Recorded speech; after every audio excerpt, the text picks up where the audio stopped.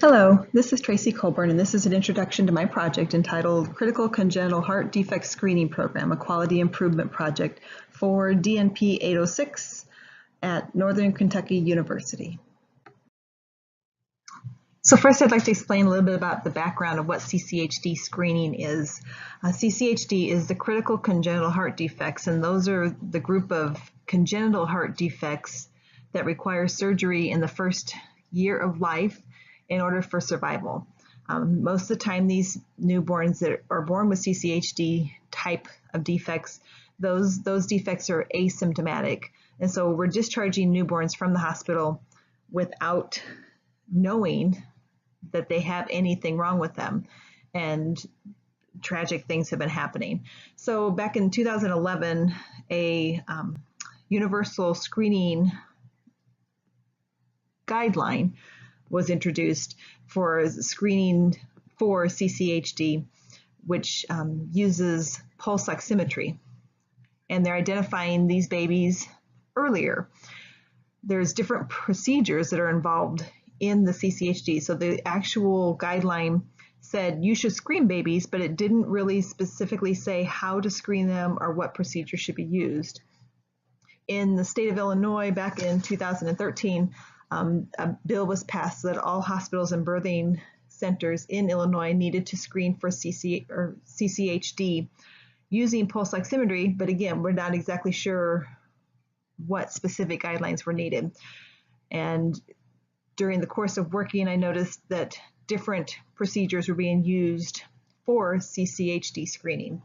So my PICO question is, in asymptomatic full-term newborns of at least 24 hours of age, is the use of a 2-site pulse oximetry screening compared to a 1-site pulse oximetry screen more accurate and feasible in the diagnosis of critical congenital heart defects? The purpose is to identify a best practice method for a CCHD screening program. The goal is, of course, improved patient outcomes through earlier identification of CCHD. I chose the CIPP decision-making model for my project. CIPP stands for Context, Input, Process, Product, and it concentrates on long-range effects of the program and uses both qualitative and quantitative methods of data collection, which I will also be doing in the project. The context evaluation examines the program context, target population, needs assessment, and the underlying problems of the identified need. The input and process evaluation examines what the program is supposed to do and monitors if the program is doing what it's supposed to do. The product evaluation examines if the program was worthwhile and if it should be continued. The target population of my CCHD project are asymptomatic term newborn infants of at least 24 hours of age. And this population was chosen because term infants, they are considered any infant that is at least 37 weeks gestation at the time of delivery. The time frame of 24 hours of age is because in the meantime that the ductus arteriosus, that main shunt that goes from the pulmonary arteries to the descending aorta in fetal circulation, that's approximately when it closes. So infants that are checked with a pulse ox before that time frame, they might still have a patent ductus arteriosus, and therefore they might lead to a false positive result.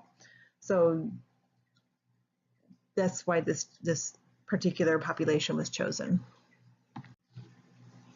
Stakeholders are those individuals or groups who touch the project in some way or have an interest in the project outcome. And in this case, this includes the infant and the infant's family. The providers would be the RNs. There's about 25 RNs at the hospital that I am using as my project center, techs, pediatricians, and nurse practitioners. The Women's Health and Childbirth Center of Alton Memorial Hospital in Alton, Illinois delivers about 800 babies each year. And these infants are cared for by 3 pediatricians, 3 nurse practitioners, and 1 clinician, 1 nurse manager, and about, like I said, 25 RNs and techs there at the hospital. the patients and the providers, these are the key stakeholders. And AMH is the Alton Memorial Hospital as itself. It is part of the BJC network, which is a small community hospital, part of a large network of hospital systems, which would also be considered a stakeholder. The pediatric cardiologist at a tertiary facility, since these pediatricians would not be taking care of the infants if they are determined to have a CCHD, they would be referred to a cardiologist, pediatric cardiologist. That tertiary facility is about approximately 30 miles away from us. The CHD database and the Community Adverse Pregnancy Outcomes Reporting System, which is the APORS report, these all are touched by CCHD defects. A SWOT analysis was done of the Women's Health and Childbirth Center of Alton Memorial Hospital, or AMH OB, and it determined the strengths and the weaknesses. So several of the strengths: it is a well-established hospital with an excellent reputation. It's been delivering babies for about 75 years, and it's withstood many other hospitals around it that have stopped delivering babies. State and national recognition for safety. It has that small town values because Alton, Illinois is not very large of a town. That's where it is centered, but it has that large city network, that BJC network that I spoke of earlier. It is a baby-friendly, has received the baby-friendly designation, which is a national designation, and not a lot of hospitals have that designation. There was a lot of criteria that went into getting that, and that's basically is saying it's very supportive of breastfeeding and rooming in, which makes it stand out. The collaboration is excellent among the pediatricians and the nursing staff. Since there are only 3 pediatricians, 3 nurse practitioners, and the nursing staff that take care of all these babies, it is a very good collaborative situation. This is, like I said, the only OB department in a 30-mile radius. We recently had a very close neighboring hospital that closed their OB department. So we became the only OB department around in quite a ways.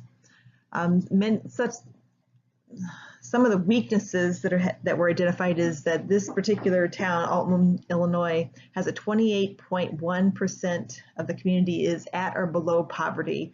And if you've heard anything about Illinois, you've heard about the Illinois Medicaid. It is severely lacking in their payments and funding.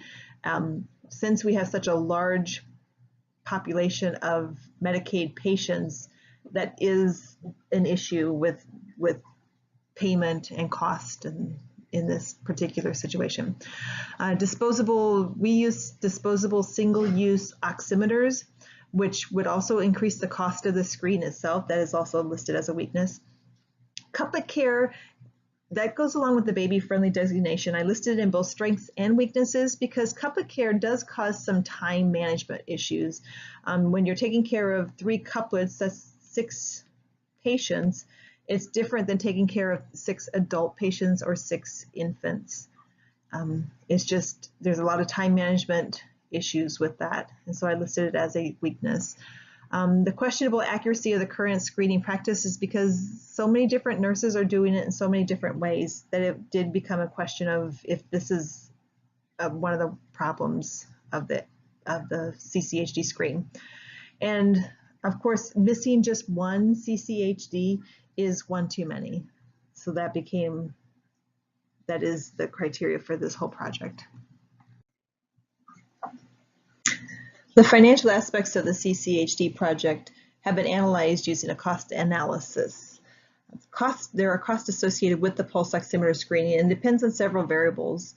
Currently at AMH, we do use a 2-site screening method, which uses 2 disposable single-use pulse oximeter sensors for each screen, which that cost can add up to a lot.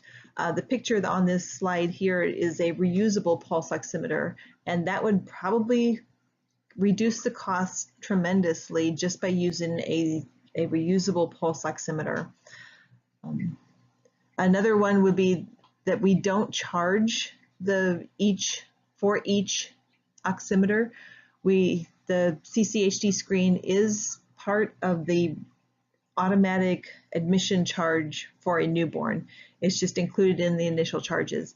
So another potential problem is that maybe they need to be charging per oximeter or get this reusable pulse oximeter. Staff and salary training would be included because this project includes an in-service education and training of the staff once the correct method is found. There's 25 staff, and if you say times 20 minutes each and hourly salaries, that'll add up to some cost. The staff's time to perform the test, it takes approximately anywhere from 5 to 15 minutes to do a test, just depending on your infant and the person who's performing it. So depending on the salary of the person, that could add up to a cost. Startup costs are also included, and startup costs for this particular project would be things such as the Microsoft Excel software that I'm using, paper copies for surveys, the MS Word software to create the guidelines and the education materials, the operational cost of just driving to the facility back and forth. Those are all considered the startup cost for this project. And meetings with the stakeholders. So there will need to be several meetings that go on. And again, these are all paid hourly individuals that will be getting taken away from regular duties to meet and to do this. But of course, the best thing is the cost to the most critical stakeholders, that's the newborn population, that's immeasurable. So the cost itself doesn't necessarily just mean financial. It does depend on if we just miss, like I said, one CCHD and something tragic happens, that's one too many babies. Current procedure for AMH is to use the two-site pre-ductal and post-ductal results, and they are placed in the electronic algorithm on the EPIC documentation system. So in order to collect these results, the first thing that I'm going to need to do is a retrospective chart review of all the newborns delivered at AMH in a time period that meet the inclusion criteria, that being term asymptomatic over the age of 24 hours and not diagnosed with some other condition while they're there.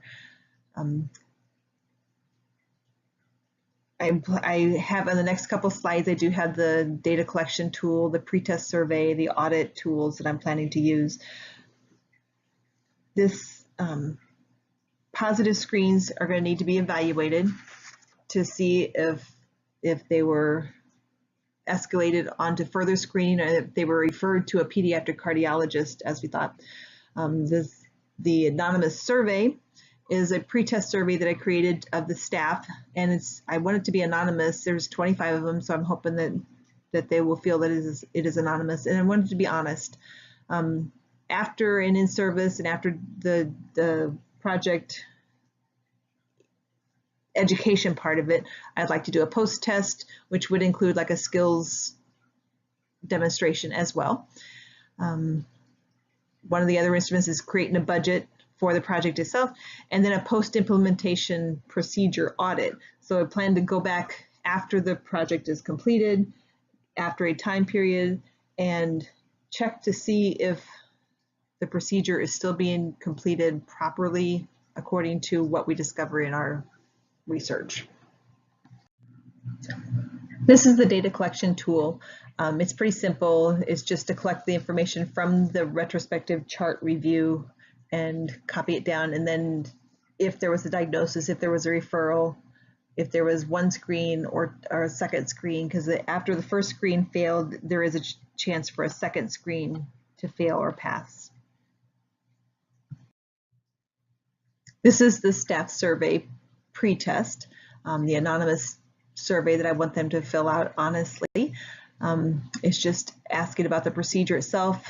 How do you get the pre-ductal? What do you use? And what do you use for each patient? Do you change screenings? What do you do? So it's just a quick assessment, just to get a needs assessment prior to the education.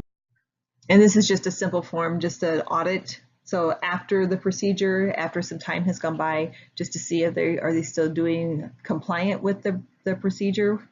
Have they started using some sort of alternate shortcut?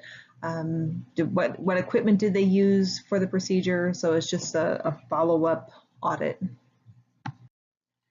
The goal of the Critical Congenital Heart Defect Project focuses on quality improvement in educating the nursing staff as to the best method of identification of CCHD, so that will lead to improved patient outcomes because of earlier identification of the CCHD in the newborn nursery. Hopefully before their discharge would be able to get earlier treatment. So one objective of this is to identify the current practice procedural discrepancies of the nursing staff within the first 3 months of the project implementation. I'm going to be using the survey of the newborn nursing staff, which is qualitative data, and the retrospective chart review, which is the quantitative data. And these are the context evaluation of the CIPP model. Just to explain the procedural discrepancies, there's different methods you could use for pulse oximetry for the CCHD. You can use two method, which is the preductal and the postductal readings simultaneously. You can do pre and postductal readings sequentially, or I've also noticed some of the staff members that used the preductal and then came back later and got a postductal, so they were separated by time, which seemed like that was a reason for inaccuracy. So that's why a best method identification is the goal here. Objective 2 is to create and implement a staff education program using the identified best method of CCHD screening procedure within 3 months after data collection. And this involves the in-service that I need to create once we discover what that best method of CCHD screening procedure is. The post-test and the skills demonstration will be part of that as well. Another interesting thing is that in the state of Illinois, they suggest using the two-site method for CCHD screening, but I discovered in the literature review, there's some states, including the state of Tennessee, that only uses a single postductal reading along with a different algorithm to assess for CCHD. And they state that this approach eliminated over 150,000 pulse oximetry determinations in Tennessee without affecting the ability of the pulse oximetry to detect CCHD before discharge. So that's another interesting, potentially very cost-effective method that might turn out to be the best method. The third objective of this project is the dissemination of the acquired information. So as we all know, in the DMP project, part of the DMP project, the dissemination is an integral part. And there are many, many ways of distribution, one of which is publication, which we would start with a local alt memorial for my dissemination of my project information and hopefully move outward to where they'll be able to reach regionally and potentially globally. There are many countries in the world that do not have pulse oximeter reading. They don't have the equipment for pulse oximeter. And so that's an interesting thing as well. And anytime you're able to disseminate information and improve patient outcomes, that's always a goal for nursing. So in conclusion, the evidence does support the need for a screening assessment for congenital heart defects prior to discharge from the newborn nursery. That's been proven.